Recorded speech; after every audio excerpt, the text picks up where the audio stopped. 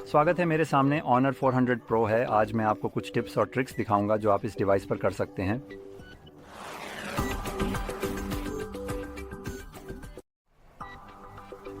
तो शुरू करने के लिए हम अपनी सेटिंग्स एप्लीकेशन खोलेंगे। अगर मैं इसे ढूंढ पाऊँ। ओह, मिल गया। और हम शुरू कर सकते हैं होम स्क्रीन एंड स्टाइल में जाकर, जो एक सामान्य सेक्शन है जहां आप अपने डिवाइस की लुक और फील को कस्टमाइज़ कर सकते हैं। अब इसमें कुछ साधारण चीज़ें शामिल हैं, जैसे वॉलपेपर, जो मुझे लगता है कि हमारे पास यहाँ AI जनरेटेड वॉलपेपर भी हैं अगर आप इन्हें इस्तेमाल करना चाहें। अरे, स्टाइल, लेआउट या शायद नहीं। हमारे पास ऑलवेज़ ऑन डिस्प्ले भी है कस्टमाइजेशन के लिए। आपके पास मैगज़ीन अनलॉक है, जिसे शायद आपने खुद ही इनेबल किया हो, लेकिन संभव है कि आपको ये पसंद ना हो। और अगर आप नहीं जानते कि ये क्या है, तो ये असल में वह रैंडम वॉलपेपर हैं जो आपके लॉक स्क्रीन पर बदलते रहते हैं। हर बार जब आप पावर बटन दबाकर अपनी डिस्प्ले को जगाते हैं तो आपको एक अलग वॉलपेपर मिलता है। यही है ये फीचर। मैं व्यक्तिगत रूप से इसे बंद रखना पसंद करता हूँ क्योंकि मुझे ये खुद पसंद नहीं है। इसके बाद हमारे पास फ़ॉन्ट्स, आइकन पैक्स और सामान्य थीम्स के विकल्प हैं, जो कि ऊपर बताई गई सभी चीज़ों को एक साथ जोड़ देते हैं। हमारे पास यहाँ होम स्क्रीन स्टाइल का विकल्प है, जिससे आप स्टैंडर्ड या ड्रॉअर मोड चुन सकते हैं, जिसमें एप्लीकेशन ड्रॉअर में होते हैं और यहीं से बदल सकते हैं। मुझे ड्रॉअर मोड पसंद है तो मैं वही चुनने वाला हूँ। और ऐसे दिखाने के लिए यह है ड्रॉअर। तो मेरे पास यहाँ सभी एप्लीकेशन हैं जिनके साथ एक अल्फ़ाबेट है जिसे मैं जल्दी से स्क्रॉल कर सकता हूँ। और मुझे लगता है कि यही सब कुछ है जो हमारे पास यहाँ उपलब्ध है। हमारे पास लेआउट्स का विकल्प भी है, जिससे आप अपनी होम स्क्रीन पर आइकनों की संख्या बढ़ा सकते हैं। तो अगर आप चाहते हैं कि आपके एप्लीकेशन और भी ज़्यादा पास दिखें, तो आप 4/6 की बजाय 5/6 चुन सकते हैं। मैं इसे डिफ़ॉल्ट के रूप में ही रहने दूंगा। और एक और चीज़ जो यहाँ वाकई अच्छी है, वह है स्वाइप डाउन फीचर। तो हमारे पास ऑनर सर्च, नोटिफिकेशन सेंटर और नन के विकल्प हैं। मुझे सेंटर वाला विकल्प पसंद है क्योंकि इससे मैं अब किसी भी जगह से नीचे की ओर स्वाइप करके अपनी नोटिफिकेशन या टॉगल्स देख सकता हूँ, जैसा कि आप देख सकते हैं। तो अब मुझे इसके लिए ऊपर तक हाथ ले जाने की ज़रूरत नहीं है, जो मुझे व्यक्तिगत रूप से बहुत अच्छा लगता है। अब हम डिस्प्ले सेटिंग्स में जा सकते हैं, जहां लाइट और डार्क मोड का विकल्प है। आप इनमें से कोई भी चुन सकते हैं। डार्क मोड इस्तेमाल करने पर डिवाइस का उपयोग करते समय बैटरी लाइफ के लिए बेहतर स्क्रीन ऑन टाइम मिलेगा, लेकिन ये आपकी पसंद पर निर्भर करता है और बैटरी लाइफ में बढ़ोतरी बहुत ज़्यादा महत्वपूर्ण नहीं होगी। हमारे पास ऑटो स्विच भी है, जो यह निर्धारित करता है कि डिवाइस दिन के समय या आपकी चुनी हुई कस्टम शेड्यूल के आधार पर अपने आप लाइट और डार्क मोड के बीच आसानी से स्विच कर लेगा। आगे बढ़ते हुए हमारे पास कलर मोड और टेम्परेचर जैसी चीज़ें हैं, जो आपको अपने डिवाइस की सैचुरेशन चुनने की सुविधा देती हैं। और हमारे पास 2 विकल्प हैं। हमारे पास वाइब्रेंट और नॉर्मल विकल्प हैं। मुझे व्यक्तिगत रूप से नॉर्मल वाला पसंद है। ये थोड़ा ज़्यादा पीला है, यानी इसमें सामान्य रूप से वार्मर टोन है। यही मुझे व्यक्तिगत रूप से पसंद है। वाइब्रेंट थोड़ा ज़्यादा रंगीन है। ये ज़्यादा ओवरडन नहीं है, मैं ये ज़रूर बताना चाहता हूँ। यहाँ ये काफ़ी अच्छा दिखता है, लेकिन मुझे आमतौर पर डिस्प्ले में वार्मर टोन ज़्यादा पसंद है। आगे स्क्रॉल करने पर स्क्रीन रिफ्रेश रेट का विकल्प है, जो अभी डायनामिक पर सेट है।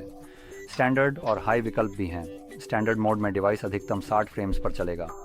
और एक बार फिर दरवाजे के ज़ोर से बंद होने के लिए माफ़ी चाहता हूँ। लोग शायद समझ नहीं पा रहे हैं कि ऐसा कैसे न करें। खैर, वापस आते हैं। हमारे पास डायनामिक विकल्प है, जो 120 हर्ट्ज़ तक चलता है, लेकिन जब स्क्रीन पर कुछ नहीं हो रहा होता, जैसे अभी, तो बैटरी बचाने के लिए रिफ़्रेश रेट कम कर देता है। फिर हमारे पास स्टैंडर्ड है, जो 60 तक जाता है। अब इसे अनलॉक करने की कोशिश करें। लेकिन मैं यहाँ ये भी बताना चाहता हूँ कि इसमें लिखा है कि यह 60 फ्रेम्स तक चलता है, यानी यह 60 से नीचे भी चला जाता है, लेकिन 60 इसकी अधिकतम सीमा है। और हाई ये 120 तक जाता है, जो कि अगर ये 10 फ्रेम्स तक नहीं गिरता, जैसे कि बाकी विकल्पों में होता है, तो मुझे समझ नहीं आता कि ऑनर ने आपको ये दोनों विकल्प क्यों दिए हैं।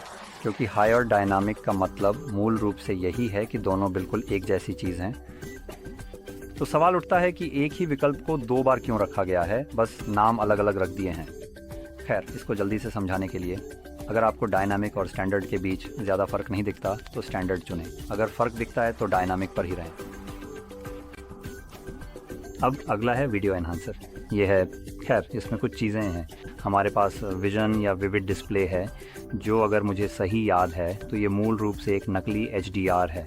वीडियो की स्पष्टता और रंगों को AI की मदद से बेहतर बनाता है ताकि तस्वीर और भी ज़्यादा जीवंत और आकर्षक लगे। ये नहीं बताता कि यह HDR वीडियो की ब्राइटनेस को बढ़ाता है। तो चलिए देखते हैं, बार बार देखते हैं, एक साथ देखते हैं और फिर से देखते हैं। तो चलिए देखते हैं। HD वीडियो को बेहतर बनाता है। तो मुझे लगता है कि ये नकली HDR है और ये बस वीडियो में और ज़्यादा रंग जोड़ता है ताकि वह और भी आकर्षक लगे। अब ये दोनों विकल्प प्रोसेसर का इस्तेमाल करेंगे, जिससे बैटरी की खपत बढ़ेगी, लेकिन यह बैटरी की खपत तभी बढ़ाता है जब आप इसका इस्तेमाल करते हैं, और आप इसे केवल उन्हीं एप्लीकेशनों में इस्तेमाल करेंगे जिन्हें हमने यहीं सूचीबद्ध किया है। तो अभी डिफ़ॉल्ट रूप से बॉक्स से बाहर निकलते ही ये डिवाइस 3 ऐप्स के साथ आता है जिन्हें सपोर्ट किया जाएगा: यूट्यूब, वीडियो प्लेयर और गैलरी। अगर आप और एप्लीकेशन इंस्टॉल करते हैं जैसे नेटफ्लिक्स या कुछ ऐसा, तो वह भी यहीं सूचीबद्ध हो सकता है। उस स्थिति में जब भी आप फ़ोन पर उस एप्लीकेशन से कोई टीवी शो, मूवी या ऐसी चीज़ देखेंगे तो यह प्रभावित होगा। और आखिरी चीज़ जिस पर मैं बात करना चाहता था, देखते हैं नोटिफिकेशन और स्टेटस बार। और यहाँ हमारे पास स्टेटस बार का विकल्प है और हमारे पास यहाँ एक अच्छा विकल्प है। ये ज़रूरी नहीं कि हमें इस पर पूरी तरह से नियंत्रण देगा, लेकिन इसे प्योर मोड कहा जाता है। तो ये आपके स्टेटस बार से बहुत सारी फालतू चीज़ें हटा और छुपा देता है। मेरी राय में ये थोड़ी ज़्यादा चीज़ें छुपा देता है, इसलिए मुझे नोटिफिकेशन आइकन चालू रखना पसंद है ताकि मुझे पता चल सके कितनी नोटिफिकेशन है। लेकिन उन टॉगल्स को हटा देता हूँ जिन्हें मैं आमतौर पर जानता हूँ कि वे चालू हैं, तो मुझे उन्हें देखने की ज़रूरत नहीं।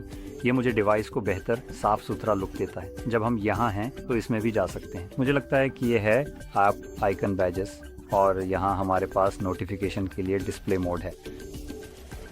हम इसे डॉट के रूप में चुन सकते हैं। ओह नहीं, ठीक है, तो ये केवल व्यक्तिगत एप्लीकेशंस के लिए है, तो कोई बात नहीं।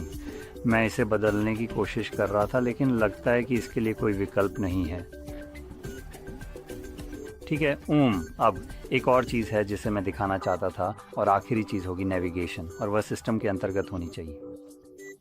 सिस्टम नेविगेशन, और यहाँ हमारे पास 2 विकल्प हैं, जेस्चर और 3 बटन नेव। मैं जेस्चर के साथ ही रहूँगा क्योंकि मुझे वही पसंद है। लेकिन जब हम यहाँ हैं और इसके बारे में बात कर रहे हैं, तो हमारे पास जेस्चर के लिए कुछ विकल्प भी हैं। तो हमारे पास गूगल असिस्टेंट जैसी चीज़ें हैं। गूगल असिस्टेंट लॉन्च करने के कई तरीके हैं, मुझे यकीन है ना? हाँ, उदाहरण के लिए पावर बटन दबाकर आप जेमिनाई को भी लॉन्च कर सकते हैं। हमारे पास कोने से स्वाइप करने का विकल्प भी है। हमारे पास हे गूग भी है। मैं इसे यहीं काट देता हूँ ताकि यह आपके लिए लॉन्च न हो जाए। कमांड, और हमारे पास गूगल भी है। मुझे पूरा यकीन है कि अब इसे लॉन्च करने के बहुत सारे तरीके हैं। ये गूगल की तरफ से, तो मैं व्यक्तिगत रूप से इनमें से कुछ को हटाना पसंद करता हूँ। उदाहरण के लिए कोने से स्वाइप करके गूगल असिस्टेंट लाना बिल्कुल बेकार है। उन्होंने पहले ही इसे पावर बटन पर डाल दिया है, तो मुझे इसकी यहाँ भी ज़रूरत नहीं है, तो मैं इसे बंद करना पसंद करता हूँ। फिर हमारे पास कुछ अन्य चीज़ें हैं, देखते हैं। क्या हमें खोज करने के लिए सर्कल है। मुझे नहीं पता कि आप इसे चाहेंगे या नहीं। अगर आप नहीं जानते कि ये क्या है, तो मुझे व्यक्तिगत रूप से ये पसंद है और मैं बताऊंगा क्यों, और आप खुद तय कर सकते हैं। लेकिन जब आप अपना छोटा नेविगेशन बार नीचे पकड़ते हैं तो ये आपको ये देता है। पहली बार, चलिए इसे आजमाते हैं। ये आपको ऐसा लुक देता है, और अब आप किसी चीज़ को घेर सकते हैं, जैसे उदाहरण के लिए ये। सबसे पहली बात, ये आपको उन जगहों से भी टेक्स्ट चुनने की अनुमति देता है जहां आप पहले नहीं चुन सकते थे, क्योंकि यह इसे इमेज की तरह देखता है, टेक्स्ट पहचानता है और फिर आपको उसे चुनने और कॉपी करने की सुविधा देता है। तो इसमें कई अलग अलग चीज़ें हैं, और अगर मैं नेटवर्क से जुड़ा होता तो ये मुझे जो भी मैंने चुना है उसके लिए गूगल सर्च रिजल्ट्स भी दिखाता। ये मुझे उदाहरण के लिए इमेजेस चुनने की भी अनुमति देता है, और फिर गूगल अपने आप उन इमेजेस को ढूंढता है और मुझे सबसे प्रासंगिक परिणाम देता है, कुछ ऐसा जो सबसे ज़्यादा उस चीज़ से मिलता जुलता है जिसे मैं देख रहा हूँ या घेर रहा हूँ या जिसकी मैं तलाश कर रहा हूँ। तो ये काफ़ी अच्छी तरह की उपयोगिता है। और क्या दरवाज़ा पटकने वाला आदमी आ रहा है? बिल्कुल, हाँ, ये रहा। मुझे लगता है कि मैंने इसे लकड़ी का बना दिया होता। नहीं, खैर मैं यहाँ थोड़ा परेशान हो रहा हूँ। बेवकूफ़ों के साथ काम करना आसान नहीं है। तो सर्कल सर्च एक काफ़ी अच्छा विकल्प है, और मुझे इसे सक्षम रखना पसंद है। अब यहाँ इस बार को छुपाने का भी एक और विकल्प होना चाहिए। स्लाइड करके पार करें। नहीं, डबल नहीं, नहीं, ठीक है, तो ये वह नहीं है जो मैं चाहता था। तो लगता है दुर्भाग्यवश हम इस बार को छुपा नहीं सकते जैसा दिख रहा है। ओह नहीं, ये रहा, ये पहला ही विकल्प है, नेविगेशन बार दिखाएं। तो ये रहा, आप इसे भी हटा सकते हैं ताकि आपके डिवाइस को और भी साफ सुथरा लुक मिले।